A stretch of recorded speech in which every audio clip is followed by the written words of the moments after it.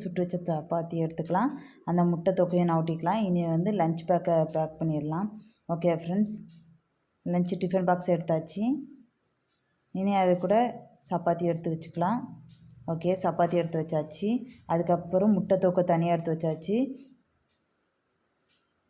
Morning பிரேக்ஃபாஸ்ட்டும் எடுத்து வச்சுக்கலாம் friends. மார்னிங்கும் சேர்த்து தான் நான் ஒர்க் போகிறப்ப கொண்டு போவேன், அதனால் அதுலேயும் எடுத்து வச்சுக்கலாம். ஓகே ஃப்ரெண்ட்ஸ், அதை எடுத்தாச்சு.